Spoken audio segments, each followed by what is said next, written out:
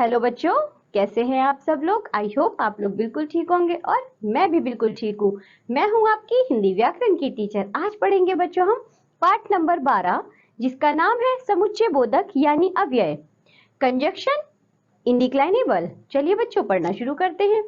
ऐसे शब्द जो दो शब्दों, वाक्यांशों अथवा वाक्यों को आपस में जोड़ते हैं उन्हें समुच्चय बोधक अथवा योजक कहते हैं। निम्नलिखित वाक्यों को ध्यान से पढ़कर समझिए। यदि तुम चाहो तो अच्छे बन सकते हो। मोहन गरीब है लेकिन ईमानदार है। वह बीमार था इसलिए देहरादून नहीं जा सका। मोना और राधा कक्षा की मॉनिटर हैं। उपर्युक्त वाक्यों में इसलिए, लेकिन, तुम, तो तथा और शब्द दो शब्दों अथवा वाक्यों को जोड़ रहे हैं, अतः ये समुच्चय बोधक है।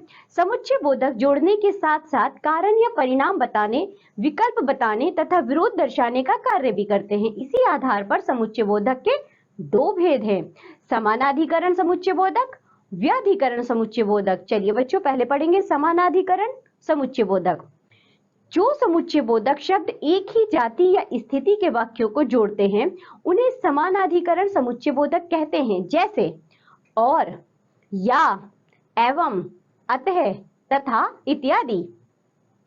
समानाधिकरण समुच्चय बोधक के चार भेद हैं। संयोजक यानी क्युमुलेटिव, जो समुच्चय बोधक दो शब्दों, वाक्यांशों अथवा वाक्यों को जोड़ने के अर्थ में आते हैं उन्हें संयोजक कहते हैं, जैसे प्रतिभा और सुकृति प्रतिदिन विद्यालय जाती हैं। दूसरा भेद देखिए बच्चों, विकल्प यानी अल्टरनेटिव, जो समुच्चय बोधक शब्दों, वाक्यांशों अथवा वाक्यों के बीच विकल्प का बोध कराते हैं उन्हें विकल्प या विकल्प सूचक कहते हैं, जैसे परिश्रम करो अन्यथा फेल हो जाओगे। तीसरा भेद देखिए बच्चों, विरोधक यानी एडवर्जेटिव, जो शब्द दो शब्दों, वाक्यांशों अथवा वाक्यों का भेद प्रकट करते हुए मिलाते हैं उन्हें विरोधक कहते हैं, जैसे मनीष निर्धन है किंतु ईमानदार। परिणामक यानी रिजल्टेटिव, जो समुच्चय बोधक पहले कहे गए कथन का परिणाम बताने के पूर्व प्रयुक्त होते हैं उन्हें परिणामक कहते हैं, जैसे अनिल बीमार था इसलिए यहाँ ना आ सका। ये तो थे बच्चों समानाधिकरण समुच्चय बोधक। अब हम देखेंगे व्याधिकरण समुच्चय बोधक यानी सबऑर्डिनेट कंजक्शन।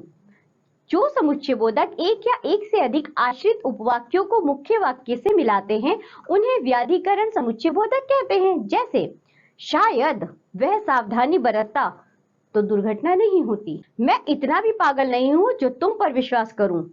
तुम्हारे हाथ फूल जैसे हैं अर्थात कोमल हैं। मैं कल नहीं आ सका क्योंकि मैं बीमार था। उपर्युक्त वाक्यों में शायद, जो, अर्थात और चूंकि आदि शब्द व्याधिकरण समुच्चय बोधक हैं। तो बच्चों ये पाठ यहाँ समाप्त होता है। आपने जो भी पढ़ा उसका अच्छे से रिवीजन करिए। अब हम मिलेंगे आपसे अगली कक्षा में, तब तक के लिए बाय बच्चों।